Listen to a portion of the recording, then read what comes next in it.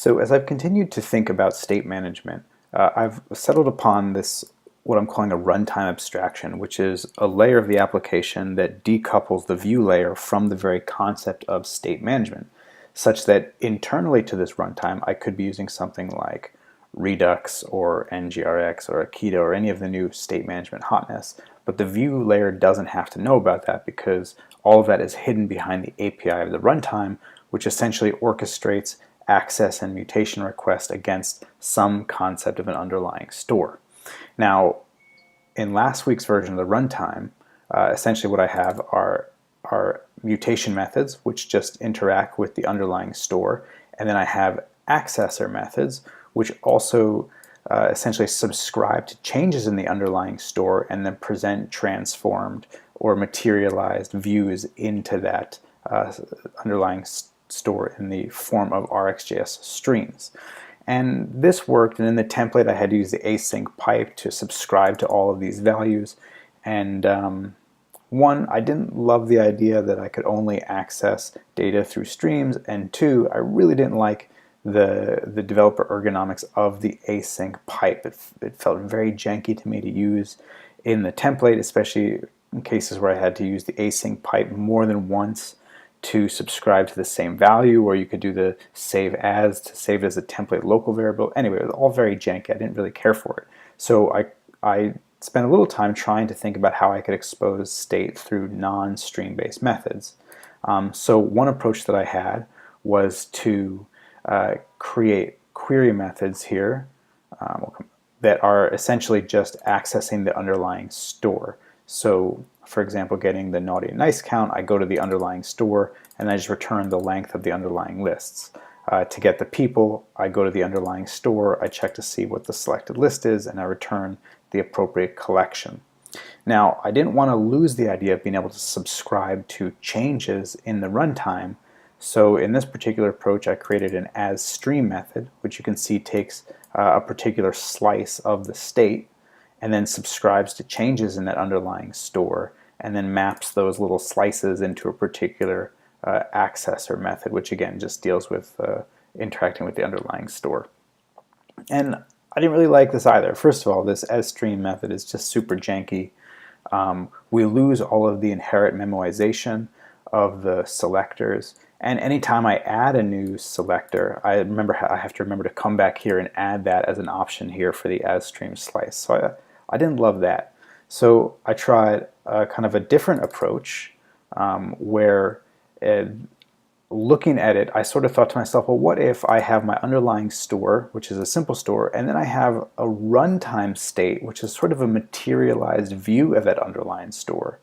So in this case, I create my store like I normally do, but then I also create another simple store instance, which I'm calling view, and view is essentially going to subscribe to changes in the store and then transform that underlying store into an underlying view state. And we can see here, I go to materialize view, and it subscribes to that underlying store.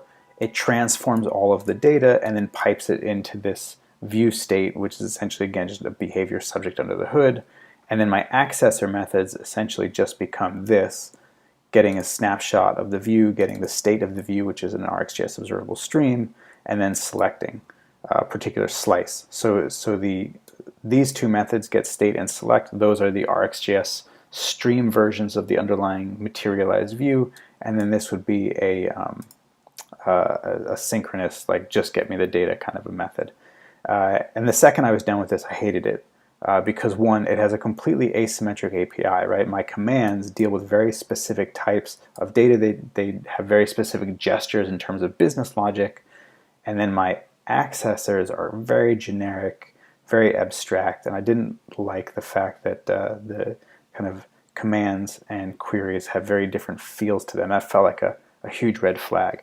And this made me think of something that oh my God, I'm blanking on his name.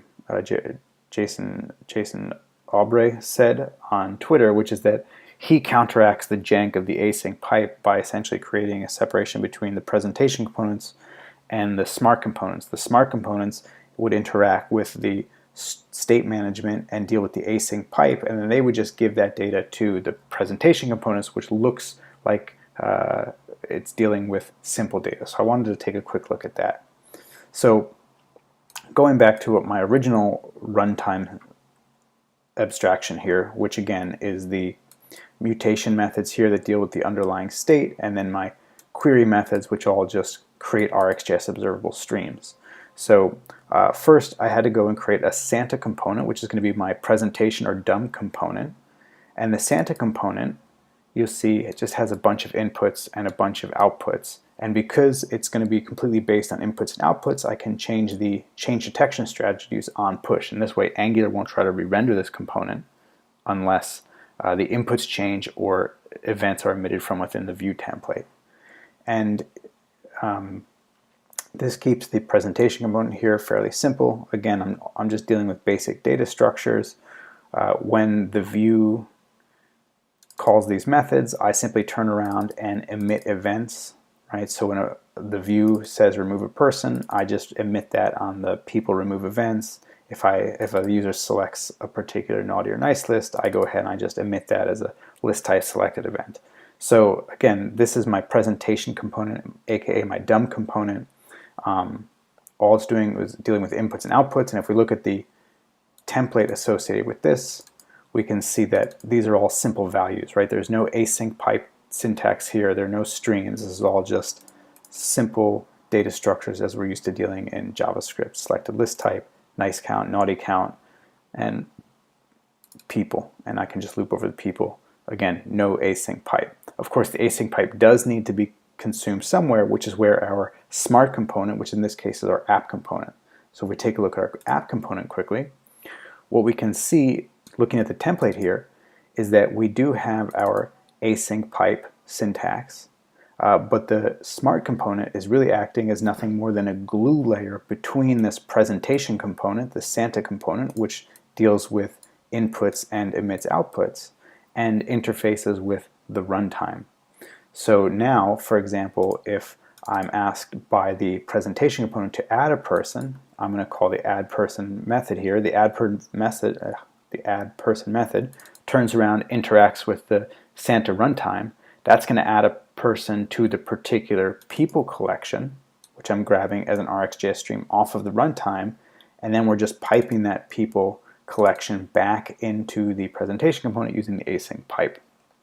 So obviously, as we try to find the right level of abstraction here and the right separation of concerns and the right developer ergonomics, we're adding a bit more code, right? Where some of this feels like a little bit of duplication, especially in the names of the methods, but it is quarantining the async pipe to the smart component, which to me makes the async pipe a lot more palatable, which in turn makes the idea of this runtime that exposes nothing but RxJS observable streams as the data accessors also a lot more palatable.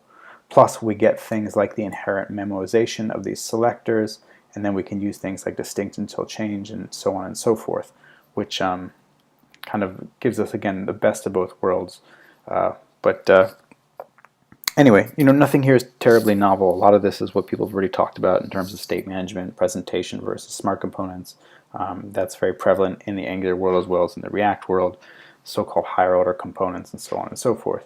Again, this is just me trying to make sense of it all and to find the types of abstractions and the separation of concerns that make me feel comfortable with my particular application architecture style.